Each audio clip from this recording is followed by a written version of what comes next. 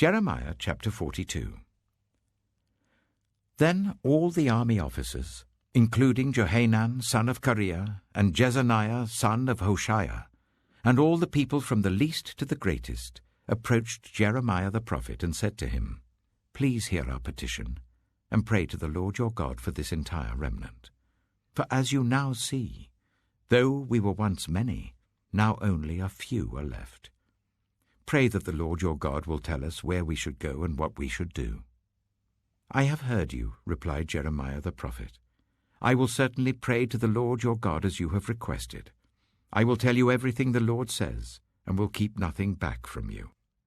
Then they said to Jeremiah, May the Lord be a true and faithful witness against us, if we do not act in accordance with everything the Lord your God sends you to tell us. Whether it is favorable or unfavorable, we will obey the Lord our God, to whom we are sending you, so that it will go well for us, for we will obey the Lord our God. 10 days later the word of the Lord came to Jeremiah. So he called together Johanan son of Kareah, and all the army officers who were with him, and all the people from the least to the greatest. He said to them, This is what the Lord, the God of Israel, to whom you sent me to present your petition, says. If you stay in this land, I will build you up and not tear you down. I will plant you and not uproot you, for I have relented concerning the disaster I have inflicted on you. Do not be afraid of the king of Babylon, whom you now fear. Do not be afraid of him, declares the Lord, for I am with you, and will save you, and deliver you from his hands. I will show you compassion, so that he will have compassion on you, and restore you to your land. However, if you say, We will not stay in this land, and so disobey the Lord your God, and if you say, No, we will go and live in Egypt, where we will not see war, or hear the trumpet, or be hungry for bread, then hear the word of the Lord, you remnant of Judah. This is what the Lord Almighty, the God of Israel, says.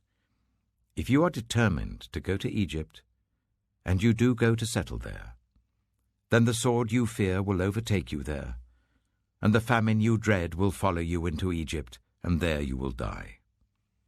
Indeed, all who are determined to go to Egypt to settle there will die by the sword, famine, and plague. Not one of them will survive or escape the disaster I will bring on them. This is what the Lord Almighty, the God of Israel, says. As my anger and wrath have been poured out on those who lived in Jerusalem, so will my wrath be poured out on you when you go to Egypt. You will be a curse and an object of horror, a curse and an object of reproach. You will never see this place again. Remnant of Judah, the Lord has told you, do not go to Egypt. Be sure of this. I warn you today that you made a fatal mistake when you sent me to the Lord your God and said, Pray to the Lord our God for us. Tell us everything he says, and we will do it.